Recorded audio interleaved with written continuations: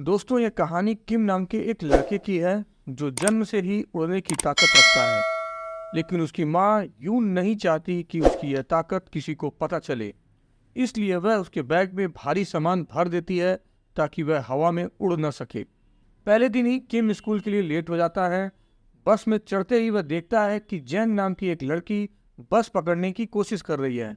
वह बस रुकवाकर उसे अंदर लाता है और उसका टिकट भी खरीद देता है। लेकिन तभी किम को महसूस होता है कि उसकी उड़ने की ताकत जागने लगी है। इसलिए वह अपने पैरों को जमीन पर टिकाने की पूरी कोशिश करता है। क्लास में किम की नजरें जैन पर ही टिकी रहती हैं क्योंकि वह उसे पसंद करने लगा था।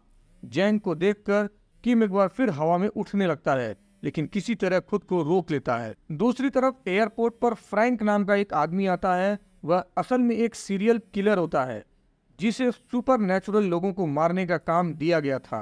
उसका पहला शिकार जिन चिन नाम का एक आदमी था जो खास ताकतों वाला था।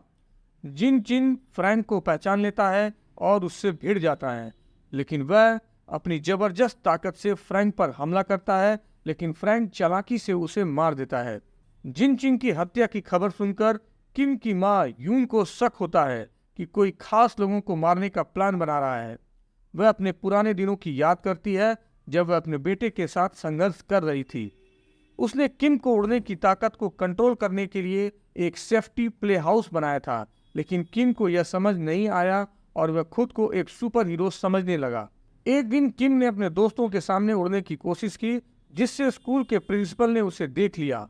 उसके एक दोस्त ने भी उड़ने की कोशिश की, लेकिन गिरकर बुरी तरह घायल हो गया। इससे किम को एहसास हुआ कि उसकी वजह से उसकी माँ को शर्मिंदा होना पड़ा। एक दिन रात में जब किम छत पर जाकर रो रहा था, तभी अचानक तेज हवा में उसकी रस्सी टूट गई और वह उड़ने लगा। ऐन वक्त पर उसकी माँ ने उसे बचा लिया। फ्रैंक का अगला टारगेट बंक नाम का एक आदमी था जो बिजली की शक्तियों का मालिक था। बंक और फ्रैंक के बीच जबरदस्त फाइट हुई, लेकिन अंत में फ्रैंक ने उसे भी मार दिया। इधर स्कूल में जैन को एहसास हुआ कि वह अपने स्पोर्ट्स शूज जिम में भूल गई है। जब वह उन्हें लेने स्कूल पहुंची तो उसने देखा कि किम का व्यवहार बहुत ही अजीब था। जब उसने उसे छूकर उसकी चोट देखनी चाहिए तो किम घबराकर उड़ गया और छत से चिपक गया। अब जैन को किम की सच्चाई का पता चल चुकी थी, लेकिन उसने किम को नीचे लाने में मदद की और उसका राज किसी को नहीं बताया। फ्रैंक का अगला निशाना नाजू नाम की एक लड़की थी जो कि एक ब्यूटी सैलून चलाती थी। जैसे ही उसे पता चला कि फ्रैंक उसकी तलाश में आया है, उसने उस पर हमला कर दिया, लेकिन फ्रैंक के पास हीलिंग पावर थी, इसलिए उसे कोई नुकसान नहीं हुआ। फिर दोनों के बीच जबरदस्त फाइट हुई, लेकिन अंत में फ्रैंक ने नाजू को भी खत्म कर दिया। इधर किम की माँ को अंदाजा हो जाता है कि अब उसके बेटे पर भी खतरा मंडरा रहा है। अब सवाल यह है कि क्या किम की माँ उसे बचा पाएगी? क्या फ्रैंक को किम की सच्चाई पता चलेगी? और क्या जैन किम का राज हमेशा के लिए छुपा पाएगी?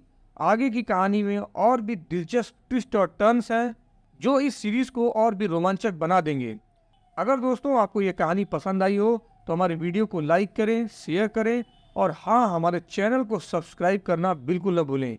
साथ में नोटिफिकेशन बेल को दबा लें ताकि आने वाली सीरीज आपको जल्द ही पता चलेगी। मिलते हैं दोस्तों अगली किसी मजेदार वीडियो में। तब तक के लिए धन्यवाद।